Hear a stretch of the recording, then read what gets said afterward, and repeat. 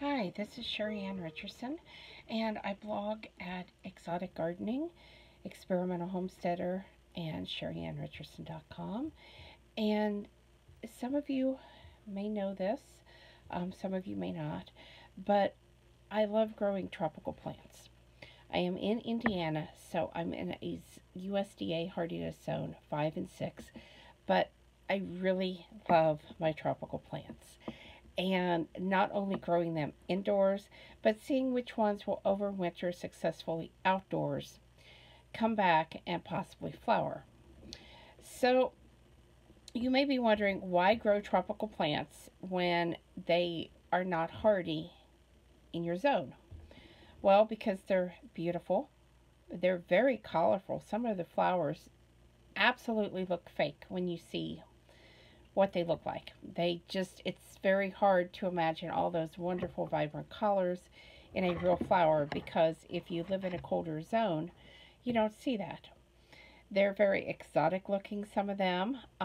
They're fun to grow and they're enjoyable. I really like learning about different plants and how they grow and what the flowers look like. That's just fun to me, and the fruits too.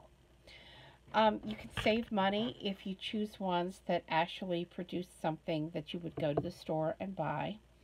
And that saves on the carbon footprint too, because if you are growing your own passion fruit or your own citrus, your own bananas, and these are all things you can do in a house. You don't need a greenhouse to do this. Then you're producing not only enough for yourself, but you're producing some that you can preserve for winter. You can share them with friends or family, or you can even sell some. So it's a great way to save money and maybe even make a little bit. Uh, Plants also clean the indoor air and remove a lot of pollutants. So they're a great thing to have in your home, to have in your office, any place where you're spending some time. And when you think about it, tropical plants really are house plants. It just depends on how big they're going to get and what varieties of house plants are available in your area. So definitely look around, and if you can't find what you want locally, you can always mail order or try to trade somebody. I grow a lot of my tropical plant from seed simply because the seeds are a lot cheaper. They're a lot easier to get, and you don't have to worry about shipping the big plant with all of the soil, the container, and everything like that, because you just order the seeds, and when you get them, you germinate them yourself. And they're a lot easier to germinate than what one might think. So, 5 exotic tropical plants that will grow indoors, and I have personally grown all of these in my home, so I know that they will survive. The first one is banana. Bananas are fairly easy to get a hold of, but you can grow them from seed if you want to. You can get plants. They always produce pups, so you can cut those pups off and you can start new banana plants, or you can sell the pups. There are both hardy banana plants that will grow in the colder climates outdoors, and then there are also the tropical ones. There are tropical plants that will produce edible bananas that grow 2 to 4 feet tall. That's really easy to grow in a house. And like I said, they do fruit. They produce edible bananas. So a 2 to 4 foot tall plant you can usually find someplace in your home to grow. Now they do like a lot of light, but you can either put them in front of a bright south-facing window, or you can use a grow light. And there are a lot of choices for grow lights. There are ones that will they're like a light bulb. They screw into a fixture, and that makes it really easy to put up a grow light in your home if you don't want to invest in the larger fixtures. Another plant that I have grown that is really cool is the bird of paradise. Now, there are 3 different colored flowers that I know of. There's the orange, which is the one that you want. There's a white, which can get fairly tall, so unless you have 12-foot ceilings, you may not ever get that one to flower because it gets It's very, very tall. And there is a black, which is a rarer one. I've grown all three. The only one that I've ever got to flower is the orange one, and like I said, it's the easier one if you're going to grow it indoors and you actually want to get some flowers. Citrus. Lemons, limes, oranges. There are many, many varieties of citrus. And if you use a lot of citrus, you definitely want to grow this one. It will flower and fruit indoors. Look for dwarf varieties if you're going to grow it indoors. Look for varieties that have been bred to grow in a container, because these are the varieties you're going to have the most success with. And that's not saying that you can't grow it from seed, although it won't come true. It won't be the same orange or lemon or lime that you ate. There's going to be some variables there. So it's best with citrus to just start with a plant. Think about the height and what you want out of that plant, and then get one, put it in a container, grow it in your house.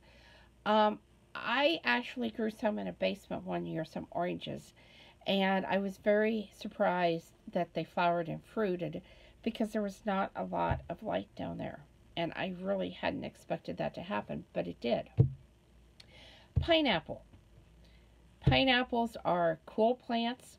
They do get fairly big, and they are spiny, so they will poke you. If you have pets or children, you don't want to grow a pineapple on the floor because they're going to run into it, and it's not pleasant. But you could put them in a pot, and you could grow them up taller on a plant stand or on top of, say, a dresser, something like that. The only one that I got to flower and fruit was actually in my greenhouse, and it did produce fruit. It was completely different from anything that you could buy in the grocery store. The interior of the pineapple was a golden yellow, and it was very sweet, very rich, and very, very good. It was a very rewarding plant to grow. Now, some people just cut the tops off of the pineapples that they grow, and they get those to root, and it'll start another pineapple. There are various ways that you can do this, and to be honest with you, I haven't had any luck with that because the pineapples that I can get, the tops are already dying off. So you've got to have a really fresh one to do this with. You can also buy plants, and here's what you may not know. A lot of your big box stores, they have pineapple plants for sale. You have to look at the tag because you might not recognize it, or you may see the pineapple already starting to grow on it, because sometimes they come in with this little tiny pineapple on it. The other thing that you need to know, once the pineapple produces the fruit, the mama plant dies, but it does produce pups that you can divide and separate. So if you're buying a plant on clearance and you can see that the fruit has already shriveled up and died on the plant, look underneath right by where the base of the plant is and see if there's any baby pups coming out, because if there's not, that plant is pretty well done for and you don't want it. And the last one is Theobroma Cacao. This is the tree that grows chocolate. And yes, it is a huge tree, but by doing a lot of pruning, you can grow it indoors. It's not a fast growing tree, so when I say a lot of pruning, yes, you're going to have to prune it to keep it the size you want, but it's not like you have to prune it every day or every month because it just doesn't grow that fast. Now, there are a few things you need to know if you're going to try to grow some Theobroma Cacao in your home.